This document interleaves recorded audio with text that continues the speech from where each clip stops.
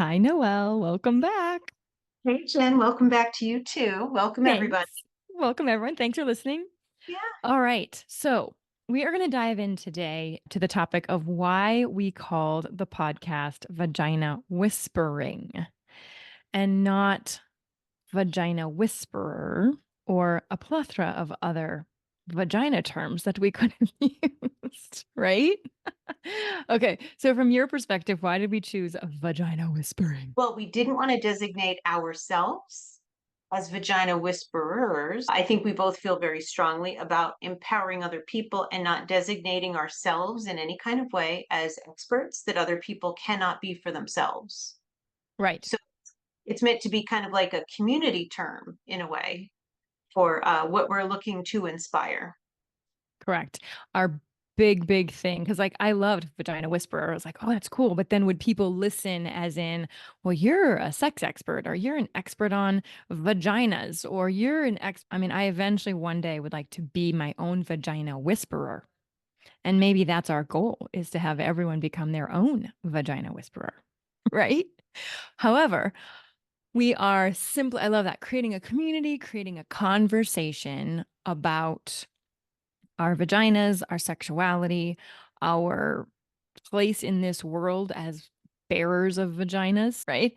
And I think we talked a little bit before recording about it's like I can connect, and I have, to your vagina. So your vagina can whisper to me, and mine has whispered to you. It sounds so sexual. Hey, will your vagina whisper to me? But it's it's like we know that our vaginas can communicate with us and with others. And I bet my vagina whispers to my husband sometimes. That's an interesting concept. Like, is that when like Alex, my husband, is really sexually stimulated by me or horny, right? Does he hear my vagina whispering to him? Did they have a conversation? Oh, I never thought about this.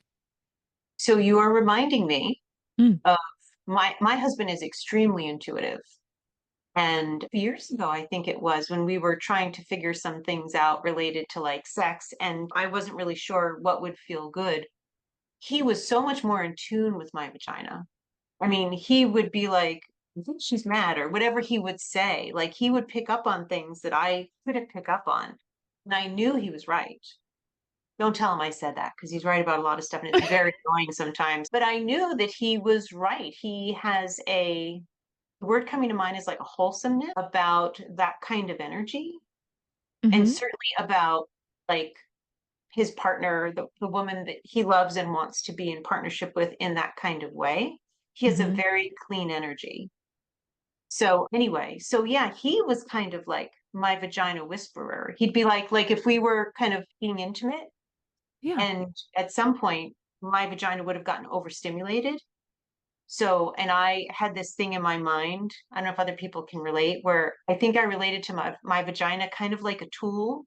Like, oh, he deserves to get inside because it'll make him feel better than anything else I can do. I know. I That's really a objectified her. no, that's a whole nother. Yeah, Mm. that's good. How do we use our vagina as a tool? And he would Or say to or the me, deserving quality of like, well, he gave yes, me an orgasm, so I should probably have sex with him. yeah. Even though sometimes I just want to have an orgasm, just like bask in the now it's like, okay, let me, yeah. I digress. Go ahead. No, and he would say, now look, keep in mind this is like post menopause and other things where everything about my vagina has changed as I've aged. And so he would say, I think she's done about my vagina. When I would say, hey, come on in, the water's fine. And he'd be like, no, I think she's done. And I'd be like, no, come on, like using her, offering her as a tool. And he would be very clear, like, no, I'm good. So have you ever asked him to have like to read your vagina? Like to actually do what I did for you I have not, but we have done that like kind of in the moment at together? times, but just brief little things. And he was super helpful in that way, even though he would never consider himself any kind of medium. Like I feel like when I am able to interact with her, to me, it's like the same kind of modality. as when I'm talking to like an energetic being. I Hmm. get wisps of words and that kind of. And actually, we had an appointment yesterday. I felt an energy around my vagina the night before. Oh, you scheduled an appointment with your vagina. I did, but I Oh my broke it. God, tell But me. she said she was okay with it because I was Okay. super out of sorts and very tired, and I just wasn't in a space. And it was for 9 o'clock yesterday. We might have even set it up on Sunday. I don't remember, but just like regular mediumship. And yeah, so we had an appointment and I broke it. So I need to reschedule that with her. What was the goal of your appointment? Do you have any idea? I think there's just a lot of information that I am just very unclear about. And I haven't had a real conversation with her. I've gotten clear messages that the projection of my feelings about what I think she feels about me has been a real problem in being able to get clear messages because I assume there's a lot of negativity. Oh, just as I'm saying that, I'm feeling this like tension right behind my ears on those bones right there. You're feeling it in your throat. I'm Yeah. feeling my throat. Yeah. All of a sudden I got like a weird tickle. I'm like, what is that? Mm. Oh, that's your vagina talking to me again. She's chatty. And now I'm She's getting some chatty. chills in my legs. She's chatty. She's She's chatty. a chatterbox, that one. Oh my Um, gosh. I know. I actually I was sitting here with like my legs all tightly crossed and bound, and I'm like, okay, you gotta let the vagina breathe. Like maybe do some, I mean, let's do some crisscross applesauce. Give her a little air. Space. Okay, so that's fantastic. I love it that you had an appointment with your vagina. I have never scheduled an appointment with my vagina. However, I am going to, as a result of your conversation, I want to hear what Alex has to say about, like, I don't know if we've never had these conversations. Like, I just love it that you and your husband are like, yeah, yeah, we have. I've never done that with Alex. I've never said, "Hey, do you hear from my vagina?" Like, have you ever thought about, I mean, I've never done that to his penis. Have you done that to your husband's penis? Have you had a conversation with that energy? I don't think I possibly could because I will expect him to frickin' hate me. Actually, I did that. Go ahead. Mm. So, like, I used to do a different type of readings, not anything related to bodies or sexuality. And I realized I could at first do that on Grant because my projection of the negativity, I do expect a lot of, like, a lot of Oh, stuff in my head that way. So okay. So that's something we're definitely going to get into maybe in the future or maybe a little bit right now. But do you believe in loving energy, like universal loving energy? You do. I do. I also Okay. recognize there are consequences in relationships and using my vagina as a tool for many years in different ways that were potentially very damaging or that I felt were damaging to me. And so I'm assuming she felt that way about her. Again, I'm still stuck in that sort of dual mindset of we're separate enough where she could be mad at me, this sort of separate entity. Still trying to find a way to put it together in my mind and connect with her. What I have been trying to do is to send her love or think that I embrace my body. I embrace myself and how we really deeply feel about ourselves or how we think others feel about us. You can't help but have it get mixed into the impression you get when you're not quite clear. If I'm doing so just as an example, mediumship related to somebody else, none of any of that factors in. If I'm in the zone, which is relatively easy for me at this point, I'm objective and neutral and excluded from the whole situation. I'm just like the interpreter, right? But I feel bad about what I've done and the very unconscious choices that I've made. So it's hard to not assume and to not blame her if she's pissed off at me. Okay. Two questions. One, do you want to talk about the core messages that I got when I read your vagina? If you'd like to talk about that. And the second question is forgiveness. Like you're a forgiving person, and your vagina was not mad at you when I connected with her at all. Yeah, I know. And forgiveness in my whole family is actually a really sore subject because nobody that I'm connected with or have heard. Like, nobody's very good at that. And I'm not very good at that. I'm trying to be better. Have you ever had your human design done? I have a You friend who's have? in love with that and Gene Keys. Oh my gosh. Okay, so on my other podcast, I just brought in a human design woman for the second time because she she did Teal and Me, my daughter. She read both of our designs and talked with us about it. And then this last time I asked her some questions about discipline and school behaviors and how can human design help us with that. But the reason I'm bringing this up is because she said, Jen, your whole makeup is about forgiveness. You forgive easily. Once you get information and you're like, okay, that makes sense. All right, I forgive you. We're done. That might be why I'm struggling with you right now, right? With your feelings towards these things, because it's just easy for me to forgive. Now, forgetting, a little different, but forgiving for me, it only makes sense because I don't ever want to hang on because I feel like hanging on to that stuff is heavy and negative and it wears us down. And if there's so much that we hang on to, we eventually drown and we can't even find ourselves anymore. Yeah, I think that's why I kind of balked at you when I was like, just forgive. She forgives you. Just forgive. I'm like, what's the big deal, Noelle? Okay.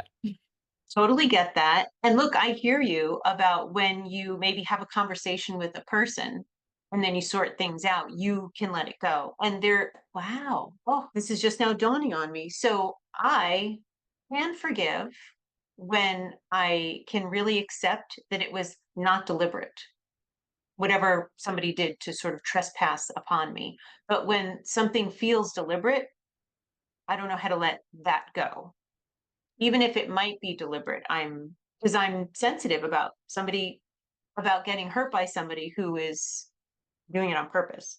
So, and this idea has come to me a while ago about the idea of having like this sort of dual perspective on everything in life, including myself. Like, if I can see things from a spiritual point of view, it takes away the personal aspect of it. And it's kind of like, well, I can see why that person acted this way towards me. And this is the lesson that we were both supposed to learn. So they weren't doing it like deliberately. We both kind of signed up for this, if you believe in that. And so it's easier to let go of because it's like, well, that was just part of the bigger plan or the grand scheme of things, kind of thing. So, and I guess with the forgiving of myself, I'll have a hard time being compassionate towards myself about being like really unconscious and just sort of acting with no sense of integrity at all with myself, my body, the things that are important to me, treating myself better, something like that. And yet it was all part of your journey to get to where you are today. And so giving yourself forgiveness, because if you didn't have the journey prior to right here in this moment, you would not be the person that you love today. Yeah, that's true. Because she was not mad at you. And I don't think she was hanging on to anything. I know the image of kind of I don't did that make sense? Because one of the things that I said to you was I saw the inside and I saw these thorns. And when you try to pull a thorn out from the top, it won't, it gets stuck. But if you come back and pull it out from the back, everything's going in the right direction. Did that sit with you? What were your kind of takes on that or your messages from that little section? Maybe we should share the recording because I mean, there's a lot of like sort of metaphor like that, and it might spark things for other people to hear that. And I wasn't really sure what to make of it, but it totally made sense. And everything about what you got, like I listened to it twice in a row when I listened to it. I had a half an hour drive and it was 15 minutes. It was kind of perfect. But there were many things about it that I really appreciated. That it's, and we're talking about also the consciousness of energy and the energy of our bodies. So it's not my physical vagina. And also, I feel like I should say that when you read mine and I read yours, there's nothing sexual about that for either of us. Very different than when our partners are connecting physically or emotionally to our body and what they pick up on and perceive. So for Alex, and I can't speak for Grant, I'll need to ask him, but he may just, I feel like he picks up on a sense of things. He gets like an impression of a feeling and words that can go with that kind of come with it. So like a claircognizance type information. I don't think he gets words and images in that kind of way. He can feel things out pretty easily when he's in that space. And yeah, I don't have a sense of her not forgiving me. She's holding on to a bigger image. And there's also a group of them. So there's just a lot of other dynamics. Yeah, it was interesting. I mentioned, I think in the first in our last conversation about that your vagina is a they. It would be interesting. It could be a little bonus episode to share that. I'd have to edit out some of the pauses because it didn't just come flying right out of me. And there were moments where I was just silent. But yeah, it was not sexual. I mean, I was just sitting here in my office like, "Oh, time to connect with Noelle's vagina." I mean, that's just it was on my calendar. I literally had an appointment with you. It was. And you didn't even know I was doing it at that moment. So it doesn't have to be like you laying there naked in touching yourself. There's none of that. It's just, "Hey, yeah, I will connect with your vagina and see what she has to say." Yeah, it was kind of interesting like that. Yeah, just like, and it was just like that for me in connecting with yours. And I have been working recently on deepening my own mediumship. And for me, that means being able to connect more like clearly and confidently with my own people, my own body, that kind of thing. Because I have found that to be one of the more challenging things about mediumship was really feeling clear about what I get for myself. So, and hearing the messages of like, look, sister, you keep projecting negativity. Nobody's sitting here shitting on you, kind of thing. And I'm like, oh, okay. Well, when that comes up, I have to be like, hold on. And I think I did that recently when I was doing something where I was like, nope, that's just my negative projection. That's not this. Let me, I have this thing where I like clear my screen or refresh my screen and then see what bounces back, and then it will often be different, or it's the same thing and now it's just like, okay, well, I may be misinterpreting this, please tell me more about what you mean, kind of thing. So yeah, so I need to reschedule with her. It sounds weird, but I also don't want to have the only time that we connect just as I'm about to fall asleep, because there's a lot more, there's a richer connection available. I'm clear about that now, especially after your reading. I think it gave me a lot of encouragement, honestly, that there was a lot of love there and there's still a lot of growth, and it's way bigger than me, which always motivates me, because if it's just me, I'm like, Yeah. I'm tired. Yeah. Yeah, your reading of mine was really profound too, like how excited she was just about our future together as Vagina and Mhm. Ben. It was very fun. I need to go listen to it again, actually. It's been a little while, but it was very motivating, like how proud she was of us and how yeah, how it wasn't kind of our first go around, that we'd been together and that there were some hurts there, but that she's really proud of us now. So us together. So that's fun. Hmm. Yeah. Yeah, and we could also ask our vaginas to give tips for Mm. listeners to find ways. We'll try this to maybe get, if you want to get more connected with yours in this kind of way, or hopefully a variety of different ways. So we can ask them. That could be nice. Well, and it would be interesting to coach people, not verbally, like not uh, I'm not going to get on Zoom with anyone and be like, "All right, so now you're going to."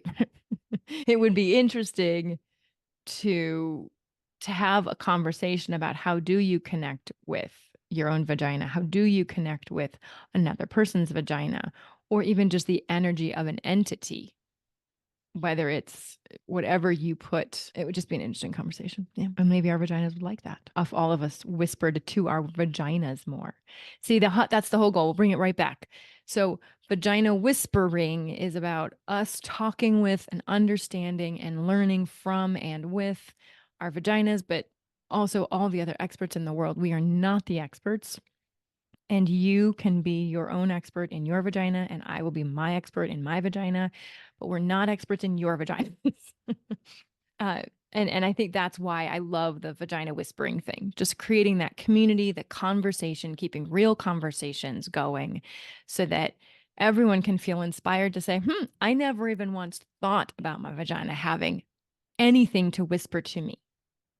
Needless to say, my vagina having its own entity and energetic presence. I mean, I think this is going to blow people's minds wide open, as it did mine when we started talking about this. Yeah, and look, it's very woo, as I think we might have talked about previously. This might be a 12 on the woo scale of 1 to 10. I think it's more like a 30 for most people because Oh, we're already at like a 15, like just the two of us out of 10. So I think this has just launched it into, I mean, has anyone ever here, just raise your hand if you're listening, if you've ever had a conversation with the energeticness of your vagina. Raise your hand. Oh, yeah, there's nobody. fair enough. Actually, if you did raise your hand, please, please, we want to talk to you. Send Yeah, us an email at vagina whispering or vagina whispering at gmail.com because if you have, oh my God, we've got to talk. Or if you're deciding now that you're listening right now that you're going to go have a little conversation with her or him, who knows? Maybe there's a male energy for in a them. vagina that, or For them. them, exactly. And you want to do it. Okay, send us an email and we'll bring you on and we can talk about it. And then we can maybe even see if we can connect with your vagina if you're open to it. Oh my gosh, it'd be so much fun. Okay, vagina whispering at gmail.com. Okay, cool. We'll spread the woo as best we can. Yeah. And look, we all stand to be more connected with ourselves. We talked about previously about kind of like that resignation of like, this is how it is and it's not going to get any better, and how it's good for us to change things up. We're here to learn. I want to keep learning, and I personally feel like there's certain areas of my life where I have felt trapped or stuck for many years. This is one of them. Actually, this is a big one.